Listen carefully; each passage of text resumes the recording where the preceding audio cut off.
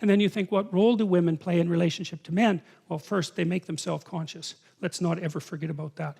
Because I would say the primary role that women have in relationship to men is to make them self-conscious. And men don't precisely like that. There's nothing that will make a man more self-conscious than being rejected. And why? Because why is he rejected? Well, obviously, Mother Nature, in the guise of that particular woman, has said, you're not so bad for a friend, but there's no reason that your genetic material should propagate itself into the future.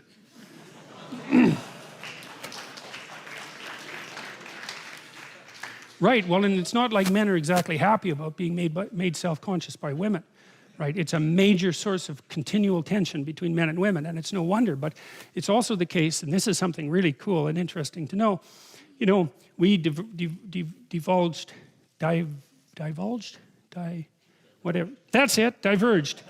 we diverged from the common ancestor between us and chimpanzees about 6 million years ago. Here's why, at least in part.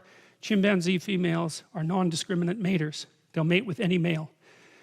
When they go into heat, which human females don't, when they go into heat, then any male is allowed access. Now the dominant males chase the subordinate males away, and so the dominant males are more likely to leave offspring, but it's not because of the female choice. It's not the case with human beings.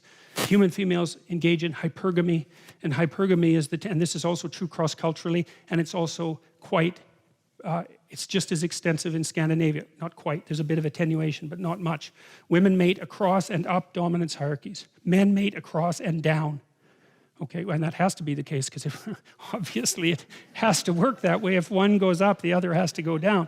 The socioeconomic status of a woman is determines almost zero of her attractiveness towards a man. Whereas the socioeconomic status of a man is a major determinant of his attractiveness towards a woman. And it isn't his wealth either, because that's been tested. It's his capacity to generate and be productive and to share, because that beats the hell out of wealth. Wealth can disappear, right? But the capacity to be productive and share, that's a much more important element. And why not be chosen on the basis of that, especially because women have to have infants, and infants make the woman dependent, and the woman is just looking logically, rationally, and from an evolutionary perspective for someone who's useful enough to lend a hand. So women make intense demands on men, and it's no wonder. But the thing is that because women engaged in hypergamy, at least in part, we diverged quite rapidly from chimpanzees, because the selection pressure that women placed on men developed the entire species. Now there's two things that happened as far as I could tell. The men competed for competence, let's say. So the male hierarchy is a mechanism that pushes the best men to the top, virtually by definition, and then that's the effect of that is multiplied by the fact that women who are hypergamous peel from the top, and so that the males who are the most competent are much more likely to leave offspring, and that seemed to be what drove our cortical expansion, for example, which happened very, very rapidly over the course of evolutionary time. So